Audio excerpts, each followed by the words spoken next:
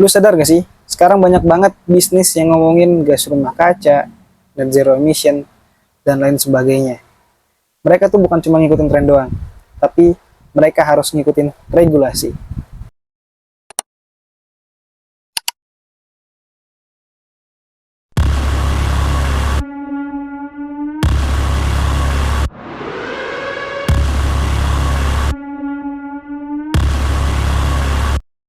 Halo guys, balik lagi bersama gue Royhan di Air to Talk. Kini gue bakal bahas tentang regulasi yang mendasari gas rumah kaca, terutama di Indonesia. Sebelumnya tentang gas rumah kaca gue udah bahas di video gue yang sebelumnya di climate change, kenapa bumi ini panas, itu gue udah bahas. Apa itu gas rumah kaca, terus kenapa itu sangat penting, dan urgensinya kenapa seluruh dunia ini membuat regulasi terkait gas rumah kaca. Itu udah gue jelasin di sana. Jadi silahkan nonton dulu di sana. Kalau yang belum nonton, ini gue kasih tau dari awal karena takutnya nanti kalian nggak paham. Dan juga di sini gue on progress untuk kedepannya gue mau bikin challenge 30 hari mengurangi plastik. Nanti juga ada barang teman-teman gue, dan gue akan buka pendaftarannya di akhir Mei. Dan challenge-nya akan dimulai tanggal 1 Juni sampai 30 Juni. Jadi untuk challenge ini adalah kita akan ngebatasin selama 30 hari, kita bakal ngebatasin pemakaian plastik sekali pakai teman-teman. Jadi kemungkinan antara 3 atau 5 per hari. Jadi kalau teman-teman memakai plastik melebihi dari 3 atau 5, teman-teman akan kena denda. Nah, nanti kalau yang mau ikutan bisa daftar di tanggal 26 sampai 30 Mei. Jadi nanti bisa daftar di sana, akan ada Google Form-nya.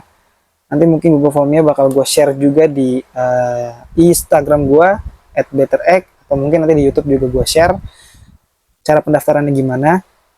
Nanti denda dari challenge 30 hari itu akan dikumpulkan dan akan dibuat penanaman bakau di Pulau Pari. Jadi akan ada acara tanam bakau di tanggal 13 Juli. Itu untuk istilahnya penebusan dosa kita setelah kita memakai banyak plastik yang lebih dari syarat yang ditentukan. Kita harus menanam pohon bakau untuk pembayaran dosa kita lah. Dosa kita telah merusak atmosfer dengan CO2, CH4 dan lain sebagainya. Dan dosa kita tebus dengan menanam pohon.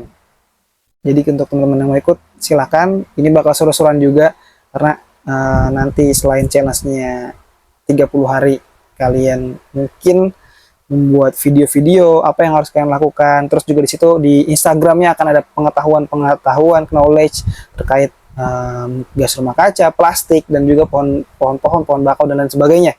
Nanti bakal dijelasin di sana. Dan juga nanti acara tanam bakaunya juga seru. Karena kenapa? Karena di situ kalian bakal ketemu teman-teman baru di sana. Yang pertama, yang kedua, kalian jadi paham bagaimana cara penanaman bakau. Dan di sana juga kita bisa buat komunitas yang bisa concern ke arah lingkungan. Oke. Oh ya, dan juga di sana ya kita juga sekalian jalan-jalan di Pulau Pari. Jadi have fun di sana. Gak ada yang macam-macam, kita have fun bareng. Oke, jadi kita ngelanjutin dari sesi sebelumnya, yaitu setelah adanya Paris Agreement dan semua negara bersepakat untuk bisa menurunkan gas rumah kaca agar menjaga panas bumi itu tidak lebih dari 2 derajat. Kenaikan panas bumi tidak lebih dari 2 derajat Celcius. Nah, dari situ makanya pemerintah Indonesia atau pemerintah negara-negara lain membuat turunan regulasi atau aturan untuk mencegah meningkatnya gas rumah kaca secara pesat. Dan regulasi-regulasi itu secara nggak langsung berpengaruh ke diri kita, baik dari segi bisnis atau dari segi berdampak impact langsung ke masyarakat. Nah, ini gue bakal jelasin beberapa peraturan atau regulasi yang ada di Indonesia terutama ya.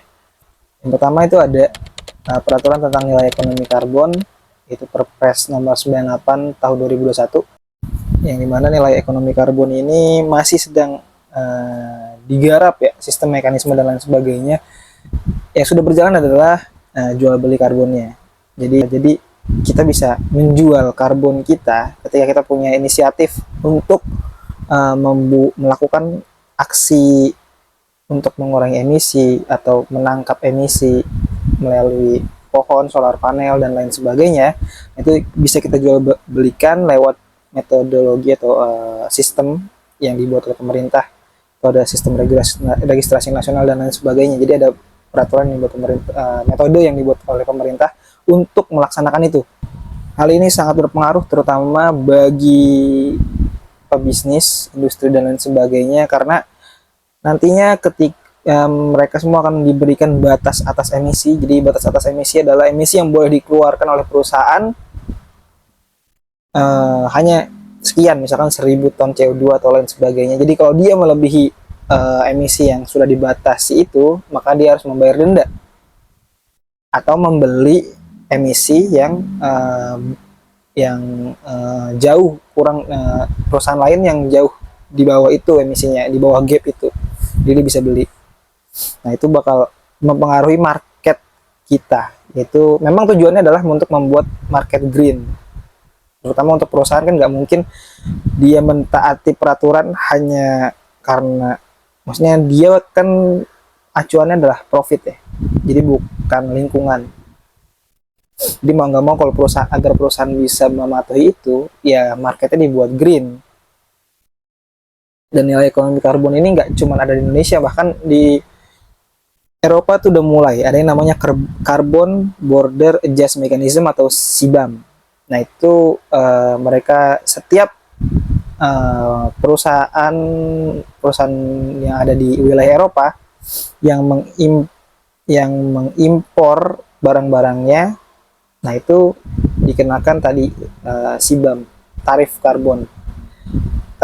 Dan tarif karbon ini nggak cuman karbon atau emisi yang dihasilkan di perusahaan mereka. Jadi mereka harus men-track semua emisinya dari bahan baku mereka. Nah, jadi kalau misalkan beberapa negara di luar Eropa yang mengekspor ke Eropa, nah mereka pun harus membayar dendanya jadinya. Jadi mereka harus menghitung emisi yang dikeluarkan dari mulai sampai bahan bakunya, dan nanti harus membayar dendanya. Itu bakal berlaku mulai di 2026. Di saat ini udah berlaku untuk perhitungannya, jadi udah ada simulasi ya, udah ada aba-aba lah untuk menghitungnya. Tapi untuk pajaknya akan dimulai di tahun 2026. Nah jadi ini udah sangat dekat ya. Jadi untuk perusahaan-perusahaan yang ingin mengekspor ke Eropa, itu mereka nanti akan dibatasi emisinya sekian. Nah dari batas tersebut mereka harus membayar sisanya, gapnya. Mungkin agak rumit, pokoknya intinya kayak gitu.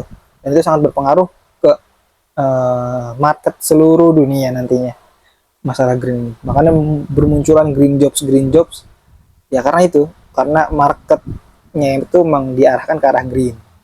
Lalu ada juga aturan yang mempercepat energi baru terbarukan, itu di Perpres nomor 112 tahun 2022 untuk percepatan energi baru terbarukan untuk mendukung adanya net zero emission. Jadi energi baru terbarukan ini adalah energi yang tidak memakai fossil fuel, yang memakai energi yang memakai bahan atau sumber energi yang ramah lingkungan, seperti solar panel yang memakai sinar matahari, atau wind turbine yang memakai angin energinya atau air. Jadi energi-energi yang tidak memakai fossil fuel.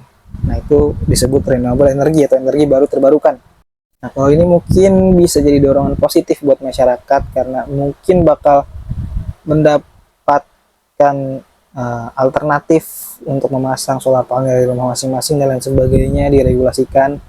Jadi kita tidak mungkin bisa nggak terlalu bergantung dengan PLN dan lain sebagainya, didorong ke arah sana. Dan mungkin masyarakat nggak tahu ya, nanti ini bakal jadi potensi pemakaian listrik dengan harga yang lebih murah atau enggak. Tapi kalau yang jelas lebih bersih iya, tapi lebih murah kurang tahu deh apakah bakal lebih murah atau enggak.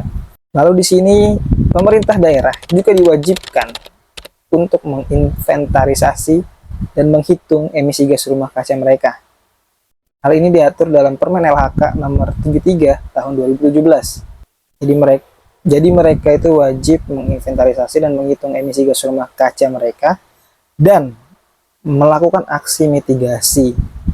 Nah, jadi di sini dampaknya adalah setiap daerah mungkin masyarakat akan lebih banyak terlibat untuk pengelolaan sampah atau limbah dan emisi, cara pengurangan emisi dan lain sebagainya. Emisi itu apa? Harusnya ya lebih banyak terlibat, lebih banyak sosialisasi, karena di situ harusnya ada program-program dari daerah untuk melaksanakan penurunan emisi gas rumah kaca tadi.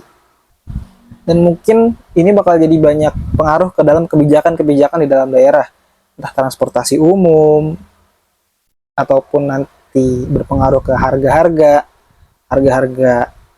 mungkin harga-harga produk bakal berpengaruh karena investasi teknologi terbarukan nanti lebih marak, kemungkinan mungkin harga bisa lebih naik. Itu mungkin aja bisa terjadi karena mereka mungkin pebisnis ini menginvestasikan lagi, kecuali nantinya akan diimbangi dengan insentif dari pemerintah. Nah, itu pasti bakal beda lagi ceritanya. Dan pastinya ini bakal mempengaruhi gaya hidup kita ke depannya, masyarakat. Ya, sebenarnya beberapa hal kita udah terpengaruh. Contoh mungkin di Alfamart, Indomaret kita udah jarang nemuin plastik ya.